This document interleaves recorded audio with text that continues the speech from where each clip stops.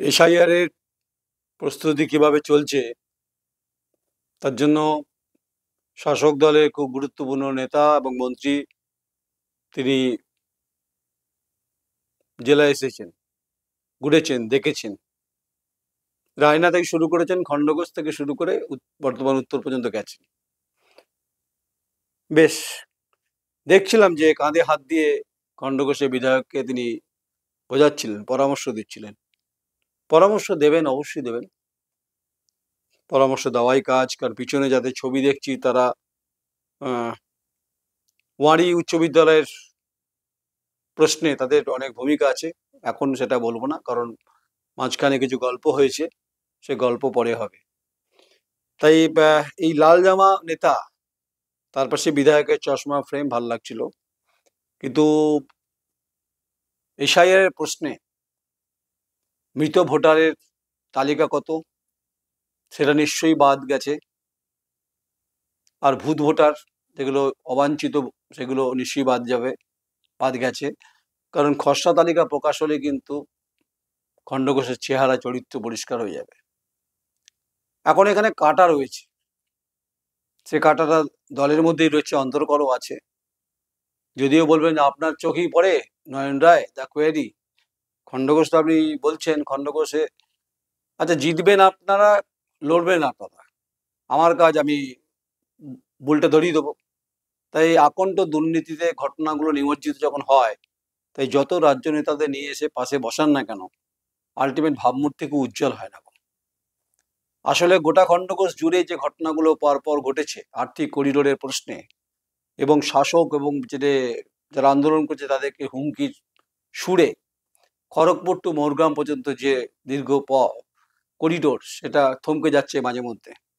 বহু ডিএম, বহু বিডিও বৈঠক হয়েছে, আলটিমেট জমিদাতাদের হুমকি আছে। বামপন্থীরা নির্দিষ্ট লিখিত আকারে অভিযোগ করেছেন। প্রশ্ন করতে পারেন যে আপনি বামপন্থী হয়ে তামাক খেয়েছেন, আমি তামাক খাইনি। কিন্তু আমি লাল জামা পরে বিধায়ককে জড়িয়ে ধরা দেখে মনে হচ্ছিল যে এবারে বোধহয় আপনি পার করে যাবেন। সময় বলবে, পরিবেশ বলবে, পরিস্থিতি বলবে আপনি 5 বছরে কি করেছেন, আপনি 16 সালে কি করেছেন, আপনি 11-এ কোথায় ছিলেন, বামপন্থী থেকে আপনি তৃণমূলপন্থী হয়েছেন। তাহলে যদি 3টে টার্ম ধরি, 3টে টার্মের পর তো আর তো থাকাই দরকার হয় না। দল ঠিক করবে ওনাকে। কারণ আপনার পাশে দেখছি যে জেলা সভাপতি রয়েছে, আপনার পাশে দেখি এখানকার যুব সভাপতি রয়েছে। বেশ সাজিয়ে গুছিয়ে মোটামুটি বেশ সাজ রব একটা নাটকীয় মুহূর্ত দেখছিলাম আমি। আমার সমালোচনা করা কাজ না, কিন্তু আমার প্রশ্ন এসআইআর প্রশ্নে মৃত ভোটারের তালিকা কত সেটা নিশ্চয়ই প্রকাশ হবে। আর হচ্ছে যে ভূত ভোটার কত, সেই জল মেশানো দুধে কতটা দুধ কতটা জল সেটা খুব পরিষ্কার হবে। এটা গেল 1। 2 নম্বরে আমি আপনাকে ওপেন ফোরামে বলছি, আমি যদি আপনার টার্ম ধরি তাহলে 5, 11, 16, 21 পরে 15 বছর। ঠিক আছে, আমি 5 বছর ধরছি, বেশি ধরছি না। 21 সাল থেকে আজ প্রথমত আপনি 21 সালে বিধানসভাতে কটা প্রশ্ন উত্তর করেছেন নিশ্চয়ই আপনার কাছে আছে বিধায়ক মহোদয়, নিশ্চয়ই আপনার কাছে থাকবে, কলিং অ্যাটেনশন থাকবে, আপনার কাছে নিশ্চয়ই 0 আওয়ার থাকবে, আপনার কাছে মেনশন থাকবে, প্রশ্ন উত্তর পর্ব থাকবেই। আপনি এই কতগুলো উঁচু উঁচু বাতিস্তম্ভ করেছেন, নিশ্চয়ই হবে। আপনি রাসবিহারী ঘোষের বাড়ি কতটা সংস্কার করেছেন তার বিষয় থাকবে। আপনি এনায়েতপুরে সেই বিখ্যাত মানুষটা এখনো জানি না কি অবস্থায় আছেন, তার খোঁজ নিয়েছেন।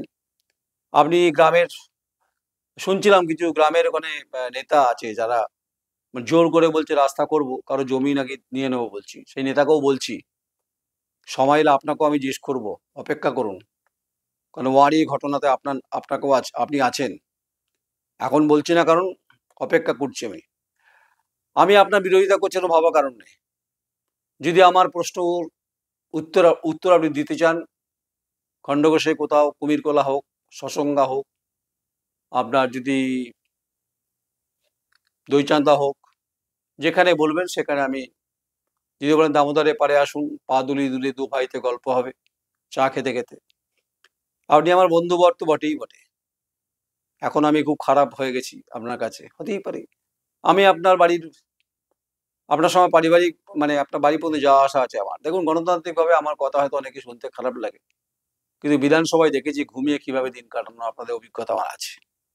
কিভাবে শীততাপ নিয়ন্ত্রিত ঘরে ঘুমিয়ে সরকারের মানে বেঞ্চে বসে কি প্রশ্ন করেন সেটা প্রেস বক্সে বসেই দেখতে পাই। দীর্ঘদিন তো আপনার যদি 15 বছর সংসদীয় গণতন্ত্র হয়, আমারও তো চতুর্থ স্তম্ভের ভূমিকায় 30টা বছর, প্রায় 30টা বছর।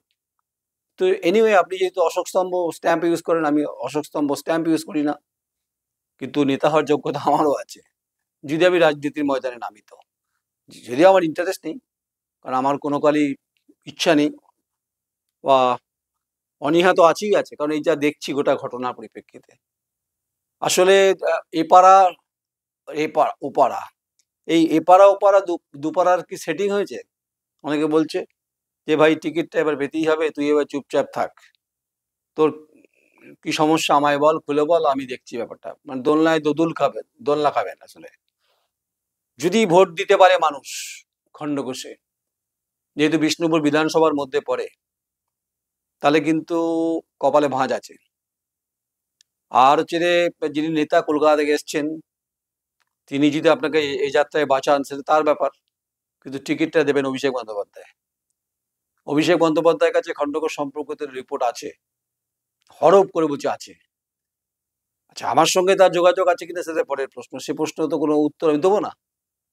আর আমি তো যাব, খণ্ডঘোষে যাব, বটুকেশ্বর দত্তের বাড়ি যাব, সেখানকার ওয়ানি গ্রামে ভগৎ সিং বটুকেশ্বর দত্ত যেখানে 17 দিন ছিলেন 1929 সালে পার্লামেন্ট অ্যাটাকের পর, সে বাড়ি সংস্কার কেন হয়নি তার প্রশ্ন করব, ওয়ানি গ্রামে প্রশ্ন করব, ওজলপুকুরে করব, এনায়েতপুরে করব, সর্বত্র করব। গোটা খণ্ডঘোষটা আমার তালুর মতো চেনা, তাই লোদনা থেকে শুরু করে কুমিরকোলা পর্যন্ত সর্বত্রই যাব আমি। রাতের অন্ধকারে কে শীত কাটছে, কে বালি চুরি করছে, এসব তথ্য আমি বলবো, ওপেন করব। ইডি তদন্ত করছে, ও শীত ঘুমে চলে যাবে, ইডির কথা ছেড়ে দিন আপনারা। গণতান্ত্রিকভাবে মানুষের মুখোমুখি যদি হতে চান, যদি আমাকে একটা ডিবেটের অংশগ্রহণের ব্যবস্থা করে দেন, মানে জায়গা করে দেন, বিধায়ক মহোদয় আপনাকে বলছি, তাহলে সেখানে আপনি থাকবেন, বিজেপি থাকবে, বাম থাকবে, হয়ে যাক গণতন্ত্রের হিসেবে খাতিরে আপনি কি করেছেন, আপনি ডিবেটে উত্তর দেবেন, যদি আপনি সম্মতি হন। আমার মনে হয় আপনি সম্মতি হবেন। যদি সম্মতি হন তাহলে কিন্তু খুব সুন্দর হবে, একটা বর্ণমালা তৈরি হবে, মালা তৈরি হবে।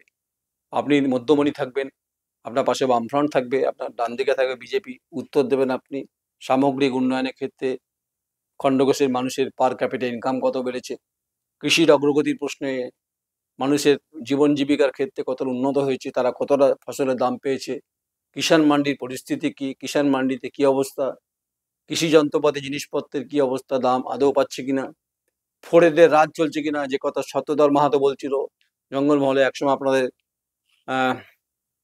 বলছিলেন সবই, মুখ্যমন্ত্রী তার খোঁজ রাখেন না, আমি সেই জায়গায় যাচ্ছি না। তাই আমি হাওয়ায় কোনোদিন কোনো কথা বলি না, তাই আমাকে কোনো নেতা পেতা দেখিয়ে লাভ হবে না কিছু। তো আমি মনে করি যে গণতান্ত্রিকভাবে যে কথা আমায় বলতে বলা আছে সেটা বলবো, প্রশ্নের উত্তর আপনি দেবেন। বেশ সুন্দর সুন্দর কাট আউট দেখছি, সাজিয়েছেন ভালোই, খারাপ হয়নি, ফুলের বোকোটাও ঠিকঠাক, ফুলটাও ঠিকঠাক, যাদের আশেপাশে নিয়ে গেছেন তাদের সঙ্গেও তো হবে মোকাবিলা, গণতান্ত্রিকভাবে হবে। আমাকে নাকি বলেছে যে খণ্ডঘোষের মাটিতে দেখে নেবো, তা আমি এই যে হাসানুজ্জামান আর এই যে ফিরোজ, এই দুজন কি বলছে, আমি এদের সম্পর্কে তো কি তথ্য পরিবেশন হয়েছে সে তো সময় বলবে। আমি হাসানুজ্জামান বা ফিরোজের ব্যক্তিগত বিরোধিতা নয়, কিন্তু আমার ইস্যুভিত্তিক প্রশ্ন আছে, সেই ইস্যুভিত্তিক প্রশ্নে আমার কাছে নির্দিষ্ট কিছু অভিযোগ আছে। আর কিছু মানুষের শুনছিলাম যে গরিব মানুষকে বলছে দুপুর ছাড়তে হবে, মানে আপনাদের জাগিদার নাকি খণ্ডঘোষে, আপনারা কি রাজা নাকি না মহারাজা, আপনারা মানুষ রাস্তা করবে, দুপুর ছাড়তে হবে, আপনারা বলে দিলে শেষ কথা নাকি, প্রশাসনকে আপনি চালাচ্ছেন নাকি আপনারা? আর বিডিওর ভূমিকা কি, বিএলআর এর ভূমিকা কি? যদি শাসক দলের তামাক খেয়ে তাদের থাকতে হবে। তাই বিএলওর মৃত্যুতে যে ঘটনা, কলকাতার সিও দপ্তরে সিওর বাড়িতে গেছে এবং হচ্ছে নির্বাচন কমিশন এবং হচ্ছে চেম্বার অফ কমার্সের বৈঠক, সেখানে শুয়ে পড়েছে। শুধু খসড়া তালিকা প্রকাশের পর কত ভূত ভোটার, কত অবাঞ্ছিত ভোটার, কত মৃত ভোটার, সে তালিকা যখন প্রকাশ হবে, আর মানুষকে যদি ভোট দিতে দেওয়া হয় গণতান্ত্রিকভাবে, প্রকৃত বলুন, এদিকে আপনি কুলে বলুন, সর্বত্রই বলছি, যদি ভোট মানুষ দিতে পারে, রাজনৈতিকভাবে চমৎকার খেলা হবে। বড় ফুটবল থাকবেন, গোল মারবেন আপনি, আপনার ২ জন বেশ পেয়ারের লোক আছে, তারা আপনার বলকে আপনাকে পাস দেবে, আমি মাঝমাঠ থেকে গোল করব। রাজি আছেন? যদি রাজি থাকেন তাহলে হবে, আর কিন্তু আর আমাকে দমানোর কোনো ব্যাপার নেই, আমি এতে চলবেই। যদি টোটো থেকে পয়সা, যদি টোটো থেকে সিন্ডিকেটের পয়সা তোলা হয়, আর গ্রামের মানুষের জমি রাস্তা করতে গিয়ে জমি দিতে হবে ২ ফুট, আর ওয়ারি তো হবে, ওয়ারি উচ্চ বিদ্যালয় তো হবে, অপেক্ষা করেছে, অপেক্ষা অপেক্ষা অপেক্ষা। মাঝে খেলা হয়েছে, খেলাটা আমি জানি। তাই বাঁকুড়া মোড় থেকে কোথায় কোথায় যেতে হবে সেটা বলবেন। আর আপনি ডিবেটে যদি পার্টিসিপেশন করেন তাহলে আপনাকে চিঠি করবো, মনে হয় করলে ভালোই লাগবে, খারাপ হবে না। আপনি আমাকে রাজনৈতিকভাবে শত্রু ভাববেন না, গণতান্ত্রিকভাবে শত্রু ভাবুন আপনি আমাকে। আর যদি বলেন যে বিধানসভার বাইরে আপনি দেবেন, তাতেও প্রস্তুত আমি। আর আমাকে ধমক চমকতের ব্যাপারটার মধ্যে করবেন না, আমি একটু নির্ভেজাল মানুষ, সত্যি কথা বলি, মাঝরাতে চলে যাই। আমি মনে করি যে গণতান্ত্রিক ফোর্থ হুইলারের লড়াইয়ে যখন নেমেছি, তখন আমি তো মানুষের কণ্ঠস্বর নিয়ে তো কথা তুলবো, মানুষের চাহিদার প্রশ্নে, বাজারের প্রশ্নে, চাকরির প্রশ্নে, শিক্ষার প্রশ্নে, এসব প্রশ্ন করব, মেয়েদের সম্ভ্রমের প্রশ্নে এসব প্রশ্ন করব। একটার পর একটা প্রশ্ন যখন আমি তুলতে শুরু করবো খণ্ডঘোষে দাঁড়িয়ে, বিধায়ক মহোদয় আপনি উত্তর দেবেন, আমি শুধু দাঁড়িয়ে দাঁড়িয়ে আপনাকে বল করে যাব। তাই লাল জামা দেখতে ভালো, আর সাদা জামা পরে আপনাকে জাপটে ছিল, এখন মানে জাপটে মানে ভালোবেসে, আপনাদের নেতা তো, যুব সভাপতি, অনেকে দেখছিলাম, সভাধিপতিকে দেখছিলাম, ভাল লাগছিল খুব। টিকিট পাবেন কি পাবেন না ঠিক করবে যে অভিষেক বন্দ্যোপাধ্যায়, যে নেতা এসেছিলেন তিনি ঠিক করবেন না। যাক, এই মোটামুটি একটা ছিল ব্যাপারটা, ভালোই ছিল, খারাপ ছিল না, খাওয়ার দাওয়া ভালোই হয়েছে। আমি তো আপনাদের কাছে খুব অপছন্দের সাংবাদিক, তাই আমাকে নিমন্ত্রণ দরকারই নেই, আপনার নিমন্ত্রণ করা আমাকে। আমি হচ্ছে কাটা বেছানো পথে হাঁটতে অভ্যস্ত, তাই খণ্ডঘোষের যে রাজনৈতিকভাবে গণতান্ত্রিকভাবে মানুষের অধিকারের প্রশ্নে যে সমস্ত বিষয়গুলো আছে, দুর্নীতির প্রশ্নে, ফসলের দাম, কালোবাজারি, সার, যন্ত্রাংশ থেকে দুর্নীতি, কিষাণ মান্ডির মতো ঘটনা, 5 বছর আপনি কি প্রশ্ন করেছেন, সমস্ত প্রশ্নগুলো আমার কাছে বিধানসভা থেকে জোগাড় করে নিয়েছি, কারণ আমি তো বিধানসভা বিট করি। যদি আপনি উত্তর না দেন তাহলে থানার সামনে দাঁড়িয়ে বলতে শুরু করবো, উত্তর না দেন তাহলে কুলেতে দাঁড়িয়ে বলবো, যদি উত্তর না দেন এনায়েতপুরে বলবো, যদি উত্তর না দেন দইচান্দায় বলবো, যদি উত্তর না দেন সাকারি 1-এ বলবো, যদি উত্তর না দেন সাকারি 2 নম্বরে বলবো, উত্তর না দিলে সসংজ্ঞায় বলবো, উত্তর না দিলে তাঁতিপাড়ায় বলবো। যেখানে যেখানে দাঁড়াবো, আপনি 5 বছরে কি কি প্রশ্ন করেছেন সমস্ত প্রশ্নগুলো আমি তুলে ধরব, উত্তর আপনি লিখিত পাঠিয়ে দেবেন, আপনি সামনে আসবেন আমি জানি। আপনার নাম করলাম না, আপনার শ্রীবৃদ্ধি কামনা করছি।